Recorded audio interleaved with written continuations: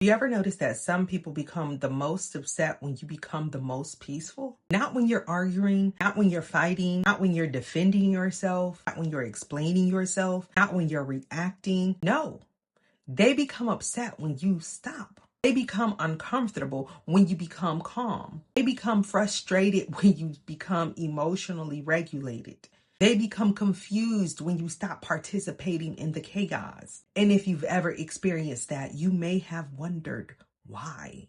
Why would somebody become upset because I'm finally at peace? The answer is psychological.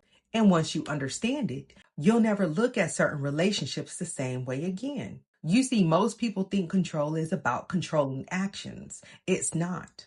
Control is often about controlling emotional reactions. Think about that. Many people don't actually need to control what you do. They need to control how you feel. They need to control your emotional state. They need to control your attention. They need to control your focus. They need to control your emotional reactions. Because your reactions give them information. Your reactions give them reassurance. Your reaction gives them influence.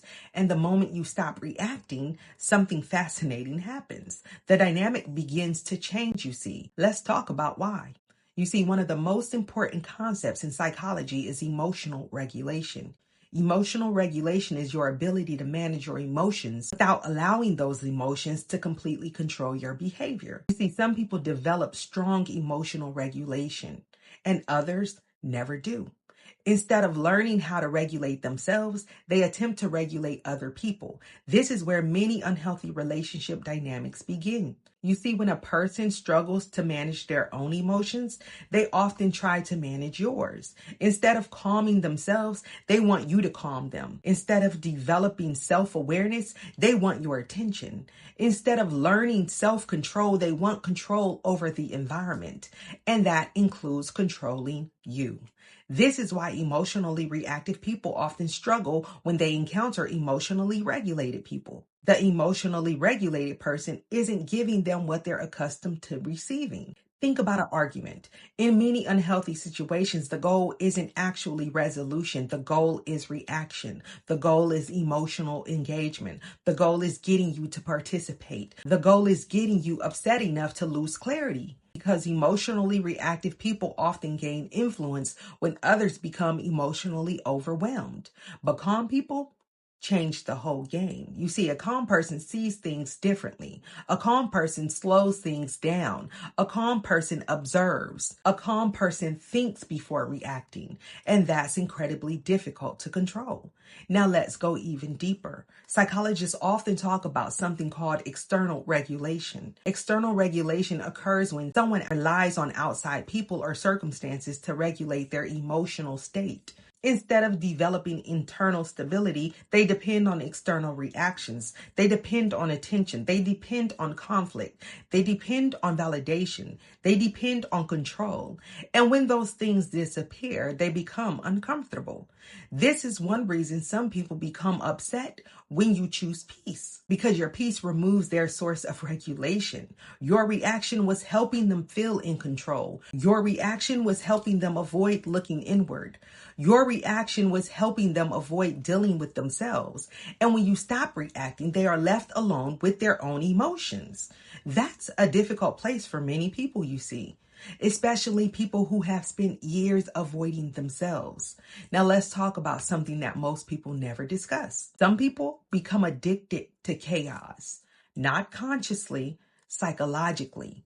When someone grows up in chaotic environments, conflict becomes familiar, drama becomes familiar, stress becomes familiar, and human beings tend to recreate what feels familiar, even if it's unhealthy. Think about that. Some people aren't attracted to peace because peace feels unfamiliar. Peace feels boring. Peace feels uncomfortable. Peace feels uncertain. Chaos feels normal. So when a peaceful person enters their life, it disrupts their normal patterns. And that disruption can create resistance. This is why some people sabotage healthy relationships. It's not because healthy relationships are bad. It's because healthy relationships feel unfamiliar.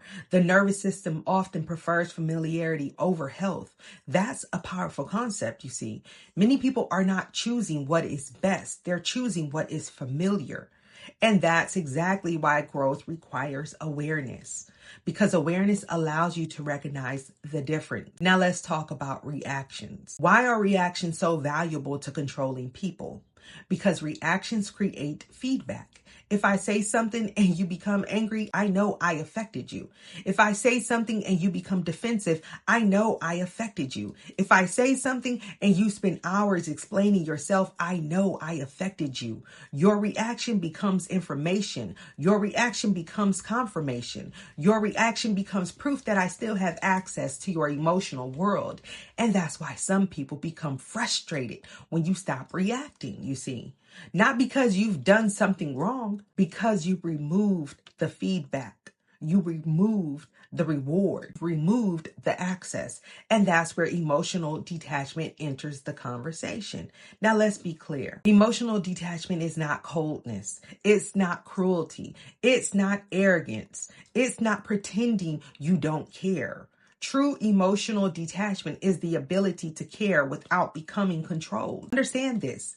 It's the ability to care without becoming controlled, to love without losing yourself, to help without sacrificing yourself, to be compassionate without abandoning yourself, to remain calm even when others are not. That's emotional maturity, you see. And emotionally mature people are difficult to control because they don't immediately react to every emotional stimulus. They pause, they observe, they evaluate. They respond intentionally, and that intentionality changes everything. You see, one of the greatest signs of emotional intelligence is recognizing that not every situation deserves your reaction. Not every comment deserves your response. Not every accusation deserves your defense. Not every misunderstanding deserves an explanation. Not every invitation to chaos deserves your participation. And once you understand that, your life begins to change, because now you're operating from choice rather than impulse. Now you're responding rather than reacting. Now you're observing rather than absorbing. You're leading yourself rather than being led by your emotions. And that's powerful. Now let's talk about why peace feels threatening to some people. Peace creates clarity. Chaos creates confusion. And confusion is often where manipulation thrives. Think about that. When people are confused, they're easier to influence. When people are emotionally overwhelmed, they're easier to influence. When people are reactive, they're easier to influence. But peace removes that. Peace creates perspective. Peace creates awareness. Peace creates emotional distance. And emotional distance allows people to see patterns they couldn't see before. That's why some people become uncomfortable when you become peaceful, because peace helps you see. Peace helps you recognize. Peace helps you understand. Peace helps you stop participating in cycles that no longer serve you. And once you see it clearly, it's difficult to go back. This is why choosing peace is such a powerful act. It's not passive. It's not weakness. It's not avoidance. It's self-mastery, because anyone can react. Anyone can explode. Anyone can argue. Anyone can defend. Anyone can lose control. But remaining centered, remaining grounded, remaining clear, remaining emotionally regulated, that requires awareness. That requires discipline. That requires growth. And that's why the day you choose peace, they lost control. Not because you became stronger than them, not because you won some battle, but because you stopped participating in a dynamic that required your emotional instability. You stopped feeding it. You stopped reinforcing it. You stopped rewarding it. And the moment you stopped, the entire dynamic changed. So if you're listening to this right now, understand something very clearly. Your peace is not selfish. Your calm is not weakness. Your boundaries are not cruelty. Your emotional regulation is not indifference. It is self-respect. It is emotional intelligence. It is maturity.